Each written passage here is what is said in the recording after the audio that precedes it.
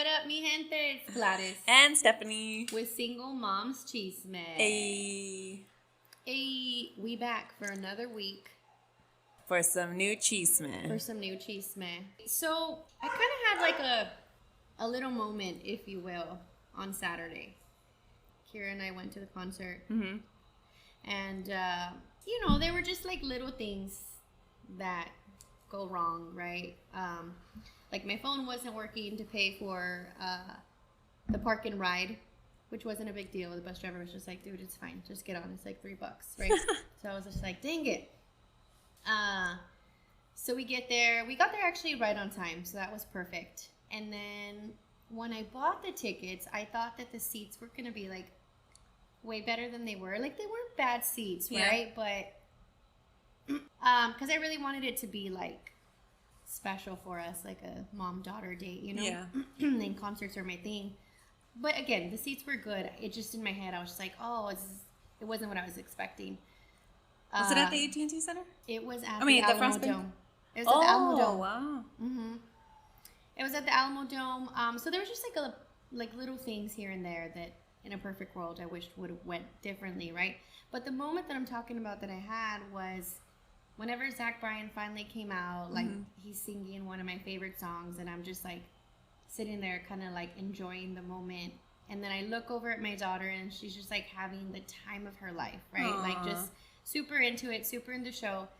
And I just thought like, how lucky are we, right? Like not just like in the sense of like me and my daughter, but how lucky are we as humans to wake up every morning, right? To get another day at this life, to be able to experience like just human love. And I can't even imagine what the agape, like love from God feels like. But how lucky are we to just have these moments every single day of our lives, like different ones. We're just creating kind of like a life scrapbook, if that makes sense. Yeah, definitely. It's just a moment of gratitude and self-reflection, I think.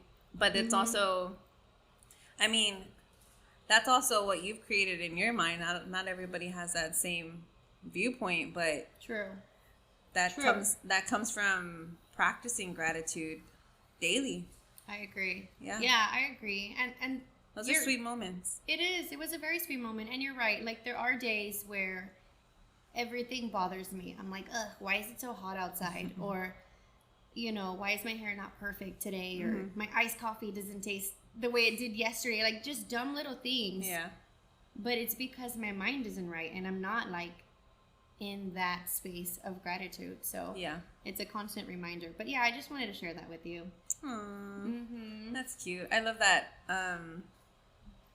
That I think I had a moment like that with Matt when we went to the Spurs game. Right. Yeah, because you should look at them and they're having the time of their lives, experiencing something that's new and special. Because how often do we go to Spurs games? For sure. How often do we go to concerts? Yeah. And being able to provide that experience for your kid, like knowing that you provided that for them, that you made it happen for them. Yeah. It feels good. And even just like, I mean, even if we just go to the park, my son gets out like an hour before my daughter does. So him and I always have like an hour to ourselves, and we'll go to the park and I just like watch him play on the playground for like 30, 45 minutes. And I don't know, like the little things, just because they're happy. Yes. They're happy. They're carefree. They're fed. They're clothed. Healthy. Yeah. They have what they need. Yeah.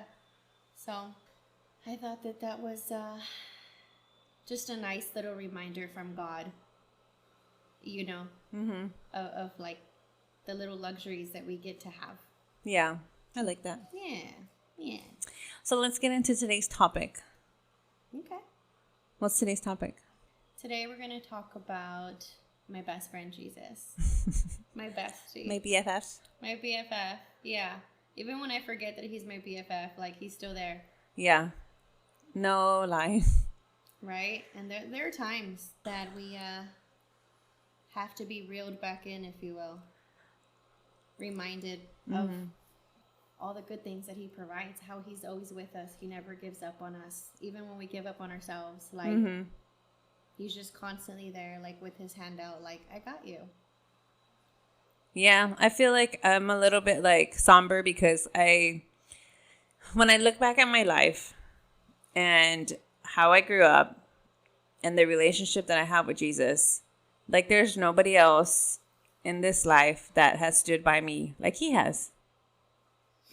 And it's like, I don't know how other people, I'm sure that there's other people that have similar stories, but when you grew up in church and you grew up in legalistic church, where it's like you have to do this, you have to do that, and if you do this and you're bad, and like, you know, just it's like just too many rules and regulations, and fighting to have God's love is what it always felt like. Like you always had to do what was right in order for God to love you. Correct. Like you had to earn it. Yes. And it's like, no, that was never the case. That was never how it was supposed to be, or like it wasn't supposed to be taught or received that way.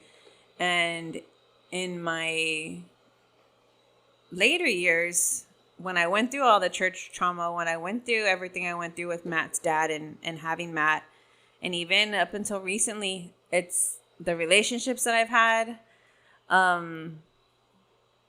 like so many broken hearts. And every time God's just been there, like Jesus has just been there to pick up the pieces and remind me who I am, remind me of who he's called me to be. And like you said, even when we give up on ourselves, like even when we just want to throw in the towel, like he's just there, like I got you, mija, like I got you, like let's go. Imagine that. Like, let's just put things into perspective for a minute, right? So like we get it. I understand that not everybody has a best friend Jesus, right? Not everybody believes that he's real, but just what you described, like no matter what you were going through, he was always there waiting, right? And think about the times that you were mad at God and you probably said some things that you're not proud of to him, right? So like, let's backtrack a bit. So putting that into perspective, just think of a friend and the first person that comes to your head.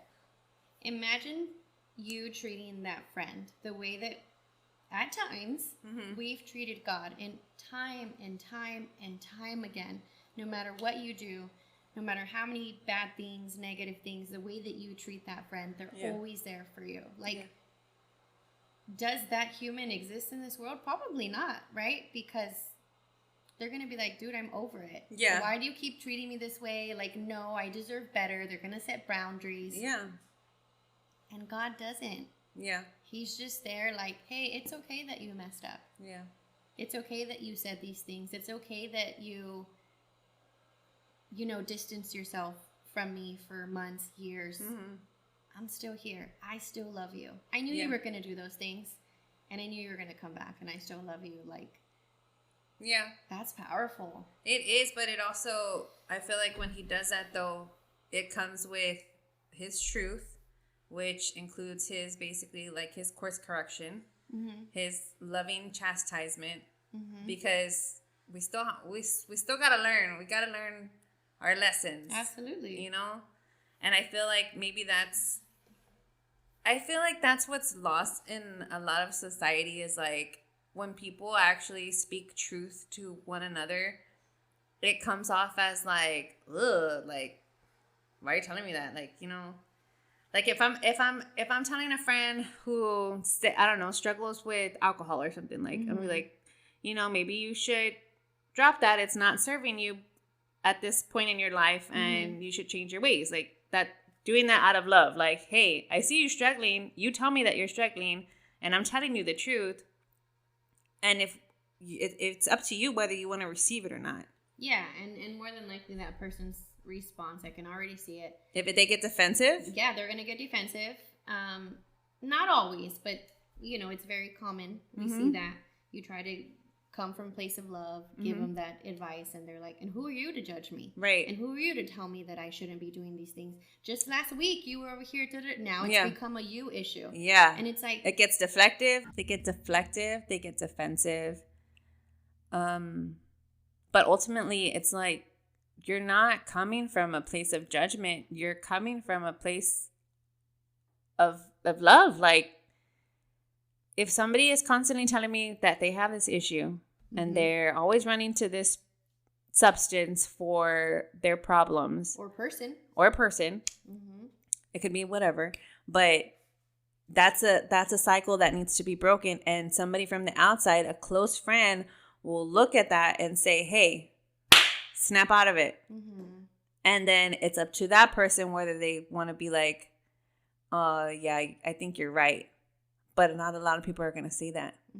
Who are you? Like, just like you said, who are you to say that to me? Right. Because they think that right off the bat, you're judging them. Yeah. And it's like, no, dude, like, I just want the best for you. I want you to be who you say that you want to be.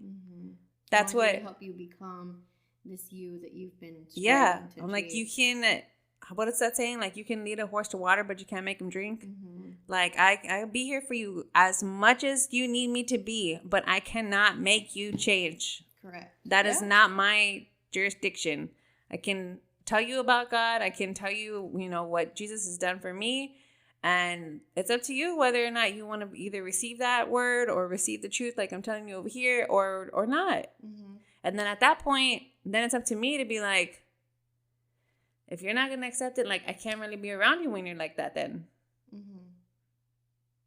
Then that boundary has to be set on my end. That's tough. That's tough. And I hear what you're saying. And there are people who have tried to speak to me about God when I wasn't ready to receive him. So I can attest to that. To be honest, like, as soon as like I would hear God, Jesus, this, faith, anything like that, I would kind of like tune out immediately. And it wasn't necessarily that I was mad at God or that, I didn't care what this person had to say.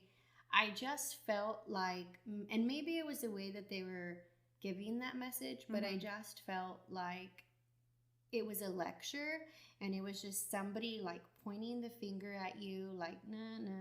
You know what I mean? Like almost like, and it just like made me feel like small, like they're above me in a way. And I really think that it was because of the way that the message was delivered. Because I, on my own free will, when I was ready to accept God, I mean, don't get me wrong, I always believed in him, but it always just felt like that, like a lecture. But on my own free will, I went to church on my own and decided that I wanted to grow my relationship. Well, I can, like I said, since I grew up in the church, that's kind of how I grew up. So it was always like, I was on the other side of that.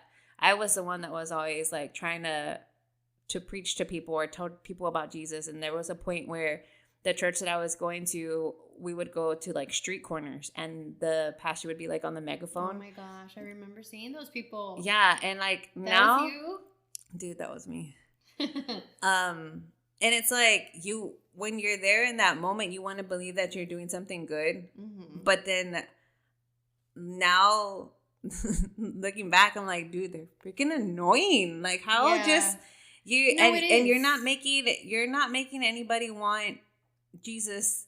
No, like, yes, there would be like the one-off situations where somebody would pull up and like ask for prayer or something like that. But in my mind, in retrospect, I mean, it just you get more. There's a proverb and I can't remember, but like you get more with honey than you do with like dirt. Like it's just if you actually lived with lemons, and whatever. Then you know what I'm saying.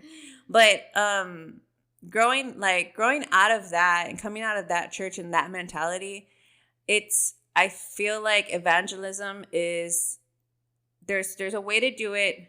Like if you're in your daily life, it's just on how you live. Like, are you a good person? Are you a kind person? Does the love of Jesus radiate from you where people can just tell?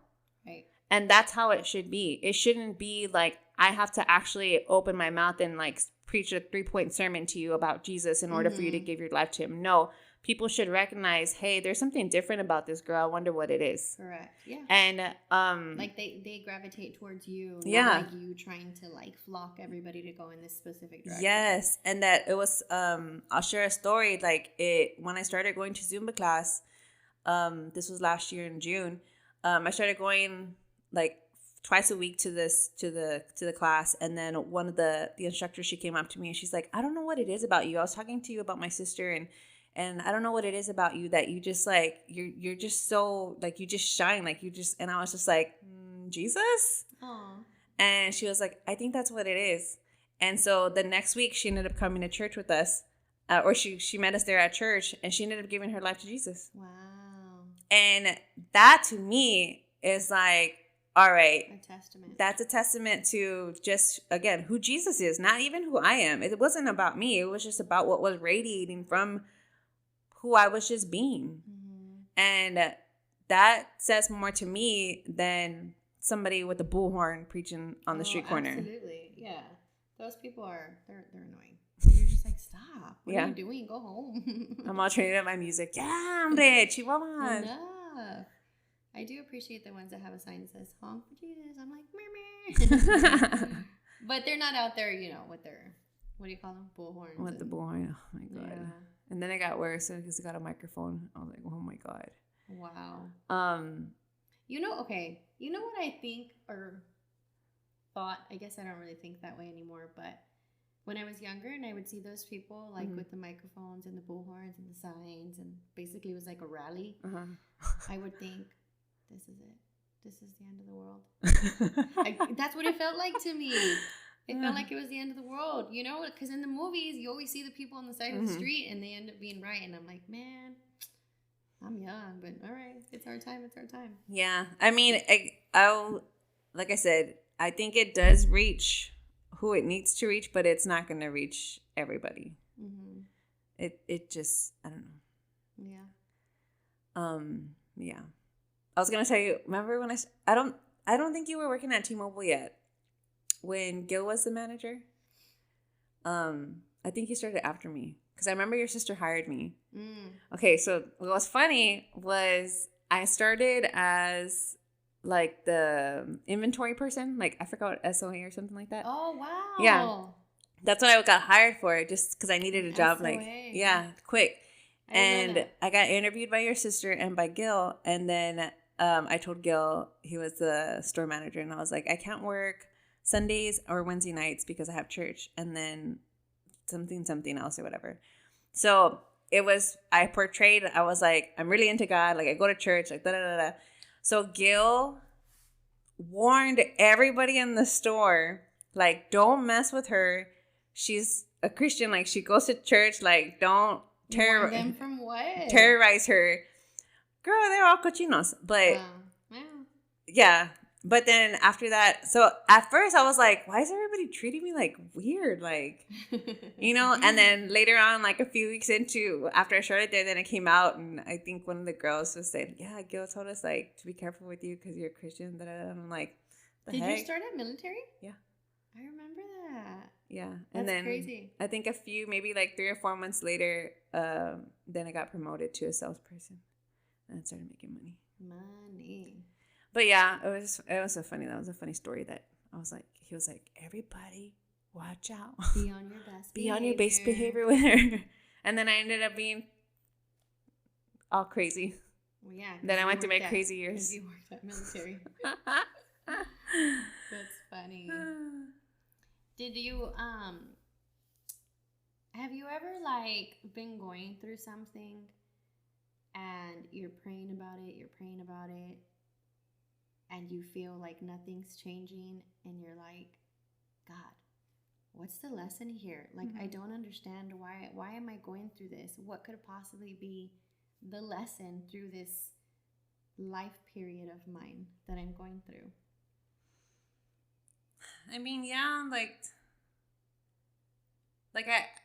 don't even want to say it, but like my singleness, I notice that when I feel alone, that's when I tend to fall back into like old thought patterns and old cycles. Mm-hmm. Not so much now, but I feel like it still happens. Right. And now that I'm self-aware of the moment, because the last time that it happened, I self-reflected and I was like, okay, what triggered it? What was I feeling? What was I doing? What can I do to course correct for the next time. Mm-hmm. Because it's going to happen again. Mm-hmm. It's, I mean, the feelings of loneliness, that's going to happen. And I have to figure out how to navigate that. And so when I give that to God, there's a part of me that like wants to break, because it's like, oh God, you know my struggle, you know how I feel, you know how this makes me feel, so why can't you just fulfill this thing that I want?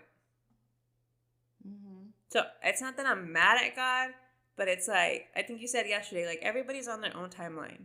Mm-hmm. It happens for everybody when it happens. But I tend to look at other people and their relationships. Like for example, like with my siblings, they all have their relationships, and I was watching them at the party yesterday, at my niece's party, and just how my brother interacts with my sister-in-law, and how they love on each other, and how my brother-in-law, treats my sisters, like both of them, like they're really good guys. And looking at how they started, it wasn't perfect. Like they didn't start in church. They didn't meet each other in church. They met each other out doing what they were doing, but it worked out for them. Mm-hmm. And so it's like, God, why does that happen for some people and that doesn't happen for other people? Why does it happen for me? Mm-hmm. Why doesn't that happen for me? And that's where I get, that's my problem right now. Yeah, that's where you kind of get like, I'm all talk because I'm gonna cry. no, you're fine.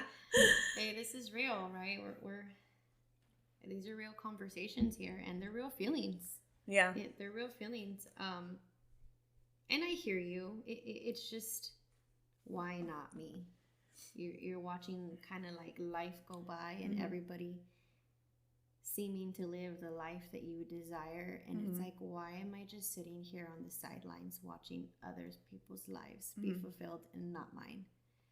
Right? I mean, I can see those thoughts, but kind of being like on the outside end of or perspective of those thoughts is, it's like your life is being fulfilled in so many other ways that probably the same people that you're sitting on the sidelines admiring are admiring you for the way that your life is being fulfilled. So think about that. And I get it. Like it's when that loneliness creeps in, like it's tough. Yeah. It's tough. And sometimes it's more of like an internal battle that we fight, because I've been in a room surrounded by people having conversations, in mid-conversation, I'm like, why do I feel so alone? Yeah. And I'm surrounded by hundreds of people. But I feel like it's just like I said, the little battles that we have to fight within ourselves, and keep praying that in God's time. Yeah. That just goes back to the trust that I know a lot of people talk about. Like, do you trust him or not? Yeah. Mm-hmm. Yeah, and I think what doesn't help is like what society says. Like I was scrolling on YouTube the other day, and there was a video of this man that was he was like responding to other women's videos, and some of they're all like single moms, and they're their standards are raised now, blah blah blah. And then he would say like something like, oh, but he says, oh, now you know better, but back then you let him do what he did, and you had his baby. So basically like you're damaged goods. Wow. And so when I hear stuff like that, it makes my mind go into, well, I'm gonna have to figure out a way how to be happy, whether it happens or not. And that makes me sad, because it's like I still have the desire to be a wife, to be in a relationship, but to come to the conclusion that it may not happen because that's the way that men think for single moms. I know it's not every man, and I know like that's just the little thought in my mind. the smart part of my brain is saying not everybody in the world is like that. Not every man in the world is like that. And I know that. It's just those feelings and those feelings and those thoughts that we have to like navigate through. I hear you. They're tough. I mean, I'd be lying if I said that I didn't have those thoughts myself every now and then. But I guess what I was trying to say is, and I know it's easier said than done, like we just can't like stay stuck in those thoughts. Yeah, you know? for sure. And you said like, what if I don't get to be happy by having a husband and having that relationship? And I feel like that's where God is telling you, like, babe, you're not ready. You're not ready for the things that you think that, not that you think, but that you want. And maybe that's why, like, it hasn't happened. That's why, you know, he hasn't sent you somebody to fill those So when needs. you say that, when you say you're not ready, this is a point of discussion that I actually commented on somebody else's video the other day because he said the same thing. Like, God hasn't brought you your partner because you're not ready. That kind of irritated me because I was like, well, I don't feel like that's always true. Because again, I've seen other relationships, and I'm not comparing, I'm just noticing like they were not ready for that either. But they stayed together and they made it work, and they got ready together. And so, but both of them in that scenario that you're describing decided that they both wanted to get ready together, right? So like, I've been in relationships where I'm like, so is it that I'm not ready, or is it that I'm picking partners that are not ready? Both, maybe. Yeah, I mean, I don't know. I don't have like the magic answers. That's just my assumption. I think probably both. And the only reason why I said, well, maybe you're not quite ready yet, don't get defensive. I'm not being judgy. But just that statement that you made, don't I get to be happy, with the question mark behind it? Like, to me, I hear, okay, there's still inner work that needs to be done, because you think that you being in a relationship and you having a husband is going to bring you that quote unquote happiness. Yeah. You know what I mean? Like, that's the only reason why I said that. And again, like, I've thought these thoughts too. I still think these thoughts, but I have to like constantly remind myself, like, oh, my son makes me happy, my daughter makes me happy. Yeah. The love that people pour into me when they don't have to makes me happy. Yeah. God, you know, makes me happy. Like, to just constantly remind yourself of that, because it's easy to go down that rabbit hole and get lost and start thinking and feeding into these negative comments on social media, because they exist. They're all there. Yeah. You know? Yeah. I think when you were saying that, it's a feeling of being chosen. And like you said, my son chooses me all the time. He don't have no choice. But you're right. Like, I do get that happiness from my son and from my parents and my siblings and my family. And of course, and obviously from God, from Jesus. Like, he chooses us every day. Every single day. He chooses us every day. Every day. And when somebody asks me what I want in a partner, that's like on my top of list of things. I just want somebody to choose me every day. Yeah. And it's like, Cabezona, you have somebody that's already choosing you every day. What do you mean? That box has already been checked off, right? Yeah. But and I'm sure I still need inner work within myself too. I'm single too, girl. I'm on, dude. What do you mean? Clearly, I'm not ready either. Like, what is it? What is it that? This is a good conversation, because, okay, so it's a feeling of wanting to be chosen, but why is it that we feel like sometimes it's not enough, or like we forget that Jesus has chosen us every day, and it's like it's like we need some type of external validation. And why, like... Because it goes back to those feelings of feeling like you're unworthy. You're not enough for somebody to choose you. Because for you saying, why them? And why not me? There's got to be something wrong with me because nobody's choosing me. Yeah. You know what I mean? Like, and it always goes back to that. Yes. It always goes back to that in my head. Yes. And I know that it's not, I know that that's not the truth. And I know that that's not biblical. And that's not who Jesus has called me to be. But it does go back to those feelings and those thoughts. And I'm like, dude, why? Why, if we try so hard to break these cycles, why does it keep like, oh, Lord Jesus. I feel like I'm in therapy right now. No, you're fine. I mean, yeah. But you see what I mean, though? Like that's what I mean by, like, the not ready. Because let's just say a week from now, insert man into yours or my life, right? But there's still these feelings of that you struggle with of, I need to be chosen. Now, that whole, like, heaviness of, I need to be chosen, you're going to throw on this man. Mm-hmm. No, you need to choose me. You need to choose me. So when he doesn't respond within a time that you feel fit, he's not choosing me. When he doesn't fulfill whatever you need him to fulfill for you, he's not choosing you. Mm-hmm. And now he's going to have to work 10 times as hard to make you feel chosen, because internally, that's still not healed for you yet. Yeah. I don't know where that comes from, dude. It could be a lot of things. Childhood. I would imagine childhood. Yeah. We're getting real today. We are. Wait, this is the real cheese man.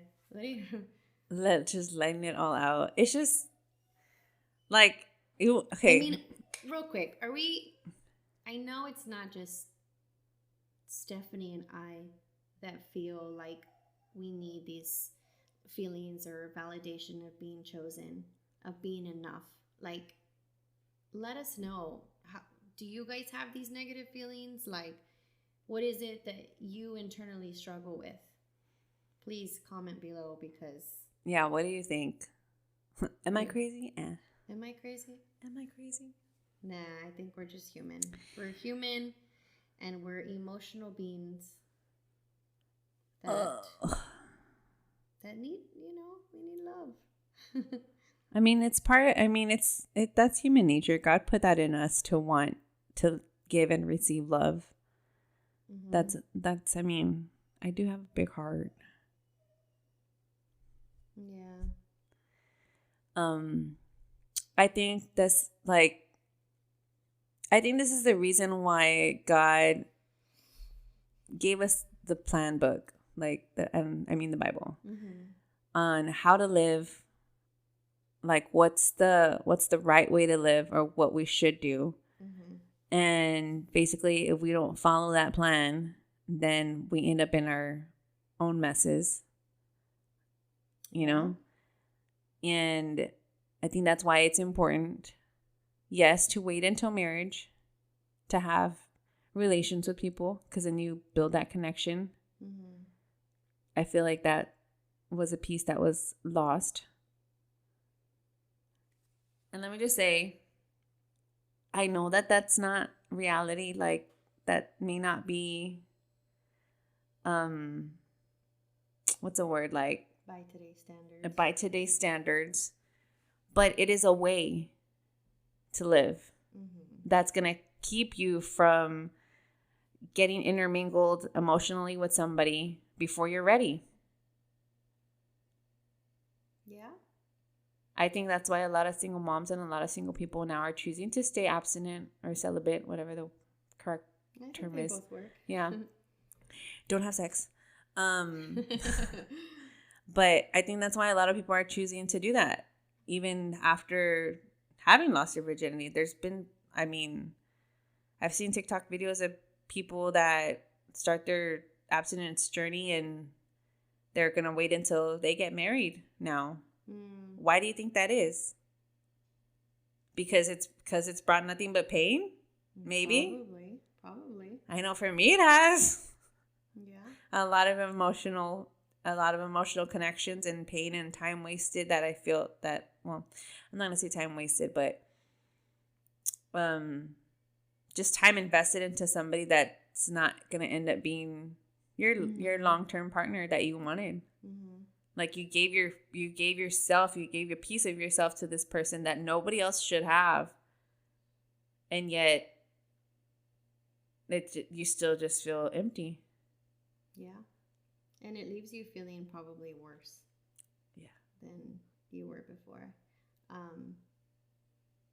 You just reminded me of something you said of all these people that we're connected to. Mm-hmm. So I used to go to a different church than the one that I go to now. And there I was attending a women's group. And in one of our classes, we did this thing that was pretty powerful. It was cool. Mm-hmm. It's called like emotional ties. Mm-hmm. Have you heard of that? Mm-mm. No, well, I know like what it means. Mm-hmm. Yeah, so basically they're like, we need a volunteer, and me being the nerd that I am, I'm like, me. So I go up there, and they have like what is it, like nylon yarn, like a red piece of yarn. They tell me to like wrap it around my waist, so I do, and then they had like somebody standing to my left and somebody standing to my right, and I had like the whole ball of yarn, but mind you, it's wrapped around my waist. And then they were saying, for everybody that's ever made you feel like you're not enough, throw the yarn. So I would throw it.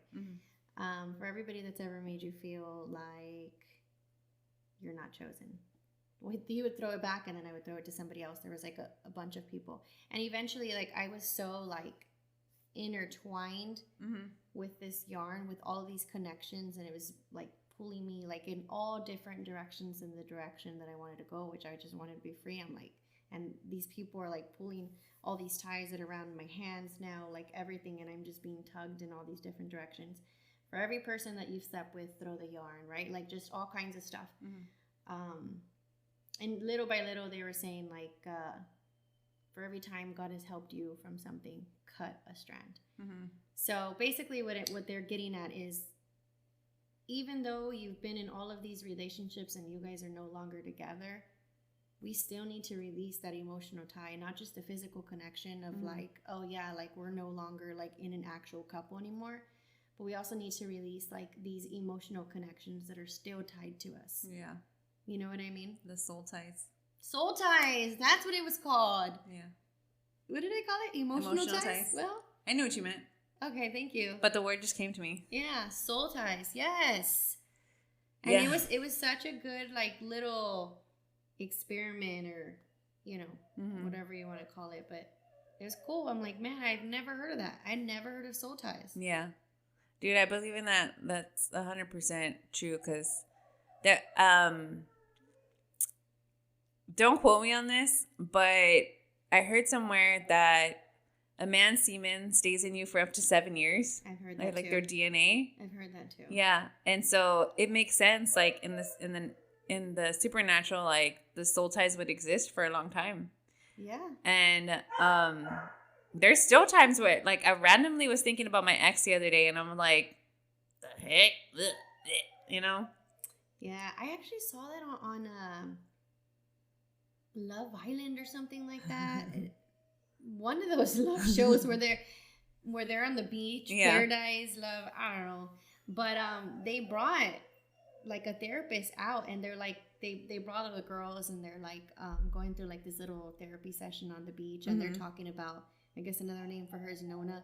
They're talking about their Nona and like how badly like we've treated her, and they were like, talk to her like if she's your friend, and like all these girls started like crying like, I'm so sorry, like I treated you this way, like, you know what I mean? And then she started talking about like that the man's semen, and she was showing them like a way to, through like screams and stuff like that, a way for them to kind of like release that. Yeah. But it's there's got to be truth to that. No, yeah, I believe that 100%. Because it used, like, when you're with somebody, like, you just start to like pick up even like their traits, like you get into their music, you get into, you know, the shows or blah blah blah, whatever it is. That happens. Yeah, we're emotionally connected to them. Even when like we think that our mind is stronger, and we're like, nah, this is just gonna strictly be like friends with benefits. Yeah, no, Somebody always it never feelings. works. Somebody always catches feelings. But how are we on this topic, though? We're supposed to be talking about God. I think he's just leading us here because that's just what it is. That's just what it is today. Yeah. I think I had to get some stuff off my chest. Yeah. Sorry, God.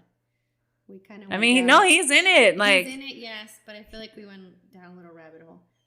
But that's okay. You're right. He's leading us in the direction. He's in it. There's somebody else that needs to hear this. Somebody needs to hear. So. And you know what? It's on point with the message that we heard from church yesterday. Oh my God, church was so powerful yesterday. When she was talking, we both attend CBC, and the pastors there, I mean, their daughter was going through a lot. Yeah, they were going through a lot as a family, and they just kind of released it yesterday, just as a testimony, the restoration between the daughter and, you know, the pastors and everything that they went through. But as she was sharing her testimony, I couldn't go to church in person because I had to decorate a cake, and she's telling her testimony, and I'm over there like freaking frosting a cake, and I'm crying with my headphones on, just like Jesus, you know, like just the love of God and how he will chase us down even when we don't feel worthy, when we don't feel like we deserve it. The way that he continually reaches us, just chases us. Like, there's no other love than that. And I know that, you know? Yeah. I know that. It's just difficult when... I think it just goes back to, like, the trust in that. Yeah. Because you're saying you know that, right? Mm-hmm. Like, yes, there's a lot of in my head, I know. Yeah, there's a lot of things that I know. Mm-hmm. Doesn't mean that I follow all these, like, things that I should know better, and I'm over here giving advice and not even taking it. It's like, yes, we know that, but we just gotta trust that he's gonna give you those things and me those things that we've been waiting for, you know? Yeah. But it was such, she's right. It was, we actually went, you know, in person, and it was such a good message. I mean, these God moments where there's no other explanation aside from that was God leading the way with the pastor's daughter, the wife, the things that when they probably felt like they were at the lowest point in their lives, like ever, like Pastor Ed, when he said that he didn't want to live. Yeah, that he woke up like the day before Christmas morning, and he looked at his wife and just told her, baby, like, I don't want to live anymore. I don't want to do this anymore. You know, like, and then to go from that to like where they're at now, like fast forward 2 years from now, like, how is that not God working with them? How? That's a complete testimony. I mean, like I said, I'm not going to say we've all been there, but I've been there to where, like, when she was saying, if you feel stuck, you've been depressed, anxious, just all of that, suicidal, like that was me. Like, that was me 7 years ago. I felt stuck. And when she said stuck, that was the word that triggered me, because I was like, dude, I've been there. I've been there. And it's been a journey, I will say, in my singleness, like as a single mom, and just, you know, like I said, I'm just being super transparent right now. Like, I do want a partner, and I have my struggles, and I don't pick the best partners. And the last partner that I had, my long-term boyfriend, that was 5 years. And I will say, in that relationship, it was on and off because of me, because I kept going back and forth, like, no, this is not God. Like, I know that this is not the relationship for me. But then I'd be like, no, I'm lonely. I want to go back to him. And then it's like, no, I need to go back to Jesus. No, and it was constantly like that. And finally broke free of that. And then just so happened that ended up getting attached to somebody else in the same manner. It was like the same spirit, but a different person. And I will say, instead of it taking me 5 years, it took 9 months, and then that broke off, and then it came back, and then this time it only took 2 weeks. So I was like, okay, we're making progress, but it's still. I'm just thinking about something. I'm gonna let you finish. So, no, I was just gonna say, like, I still feel like that. I don't want to be stuck here. This is not my life. Mm-hmm. This is not for me, and I know that. Mm-hmm. And it's just a matter of breaking that completely. Yeah, I was gonna say, I'm like just listening to you speak, right? And I'm like my brain is just churning, thinking about things. But it's like you know your struggles. Mm-hmm. You kind of like know your triggers that make you make these bad choices on now people. I do. Yes, right? So obviously God knows that too. Mm-hmm. So I don't know, this is where my brain just went when I was hearing that. Like, what if God keeps putting these tests in front of you? Like, here's one. Mm-hmm. Dressed a little differently, sounds a little differently, mm-hmm. but same. Yeah. Then here's one even closer. It's not, okay. Wait, let me finish. Okay, let me finish real quick, right? And then, so now you're saying it went from 5 years to like, let's call it, I don't know, 10 months mm-hmm. with the little relapse we had. Mm-hmm. But like, what if these are just like tests, right? And he wants you to like not choose that for yourself, for you to fully be free and like, okay, now, like, you know what I mean? Okay, so when you said that, you reminded me of Job. When there's a passage where, I don't know if you know Job, but like he lost everything, and then God was from New Girl? No, girl, from the Bible. Did you? From New Girl. Did you say Joe? Job. Oh, Job. It's because every time I see that in the Bible, I hear Job. Oh, no. It's Job. From New Girl. There's not even a Joe on New Girl. That's funny. Why? Because that's my favorite show. No, Job. So he God allowed him to lose everything, and the devil was like, watch, he like, basically, to sum it up, the devil was like, watch, he's gonna turn his back on you, God, like, just, it's gonna happen. Job doesn't ever do that. He still stays faithful to the Lord, but God, I don't think God brings the temptation. He allows it to happen. And I, like, you just, like, made me, like, look outside to my stupid situation. Because... Good. I mean, she knows what's going on. But I'm looking at it now, and I'm like, the enemy's probably sitting there like, she's not gonna pass again.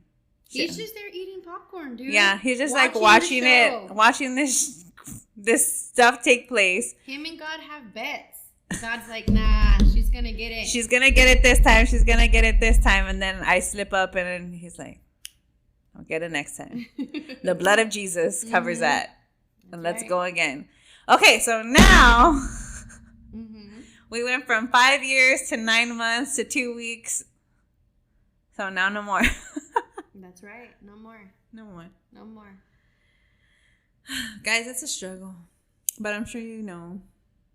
I'm sure I'm not the only one. I also put last night on the socials. I do want to kind of bring this into a segment like in a future episode. So if you guys have any like undeniable God moments where you're like, there's no way that anybody can look mm-hmm. at this situation in a test that this was not an act of God. Yeah. So if you have any God moments that you want to share with us, please send us a DM, and we'll feature it in a segment on a future episode. But please share it. Also, if they need any prayer request, mm-hmm. right? If you have anything that you're struggling with that you just want us to pray over you about, send us a DM. Send us a DM. We'll come in agreement with you. Mm-hmm. We know the struggles. We definitely know the struggles. The struggles there are. Well, God is good no matter what, even in the midst of our craziness. In the midst of our struggles and messes. Yeah. He's always there with a mop to clean them up. Yes. We thank you for the blood of Jesus. Thank you, Lord, for everything that you've done. And keep in mind,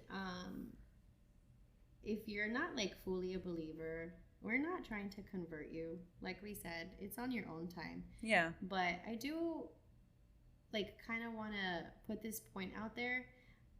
You don't have to like wear like these little button-up sweaters and go to I don't know why I said that, but that's what I envisioned.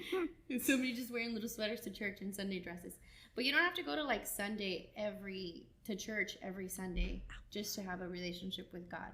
You could be driving in the car, you could be at a red light, you could be taking a shower, at home, whatever, at work. It's part of a relationship and not a religion. Correct. When you're in a relationship with Jesus, I mean, it's different from religion. Religion says you have to be in church every Sunday morning and Sunday night and every Wednesday night, and you need to be at every revival service. Otherwise, blah, blah, blah. Mm-hmm. But when you have a relationship with Jesus, it's different. It's like, he understands we can't go to church every Sunday sometimes. Mm-hmm. And that's okay. And that's okay. It doesn't mean that our relationship with him ends because we don't attend. It's not like it pauses there and then we wait till we go back. So yeah, and if this is your first time ever hearing about Jesus, then maybe this is just your introduction to him. And if you want to get to know him, we can definitely help you with that too. Yeah, any questions that you may have. I mean, I haven't read the Bible cover to cover, but I will do my best to answer it. If not, maybe point you in the right direction. Mm-hmm. Mm-hmm. Well, thank you for that was a good therapy session. Yeah, to our God therapy session. That was God is good all the times. And all the times God is good. Yes, I know it sounds cheesy, but I'm serious. Like, I genuinely feel that way. Even when I'm at the lowest of my low, like, I still feel his presence there. Like, all the time. Even if I make my bed in hell, you are still there. That's in Psalms. I love that. Or Proverbs. One of them. Yeah. All right, guys. Well, as always, we love you. Thank you again for tuning in. Please remember to follow, like, and subscribe. Bye. Bye.